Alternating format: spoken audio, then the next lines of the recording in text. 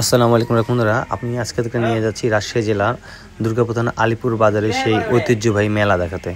এটা হলো প্রতি বছর এই সময় এই মাসে এই মেলাটি হয়।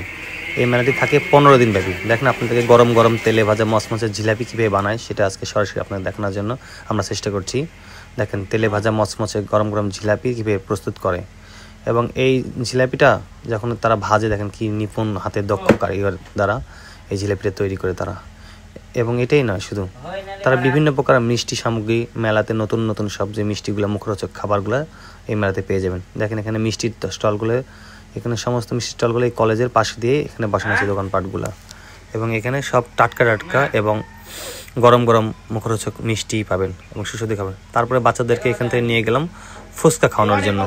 এই যে ছেলে মেয়েদেরকে নিয়ে গেছিলাম, আবদুল্লাহ তো বারবার বলছে ফুচকা খাবো, কারণ আবদুল্লাহ ফাতিহাকে নিয়ে গেছিলাম ফুচকা খাওয়ানো। আর মেলাতে অনেক গরম ছিল, যার কারণে তারা বাইরের ভিতরে থাকতে পারছিল না।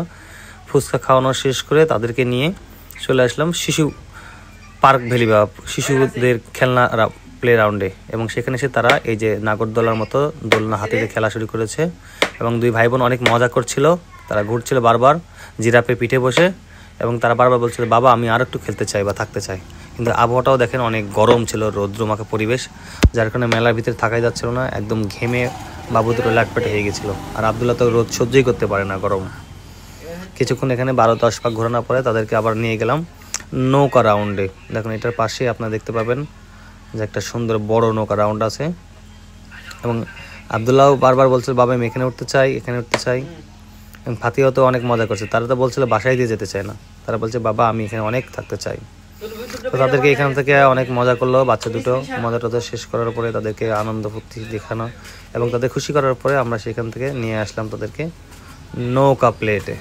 এবং এই দেখেন বিশাল বড় একটা নৌকা, যে নৌকা আপনাদের দেখাতে যাচ্ছি, চেষ্টা করছি। এখানে আরও আছে নাগরদোলা, ফুচকা, চটফটি সহকারে আপনারা যেটা দেখতে পাচ্ছেন।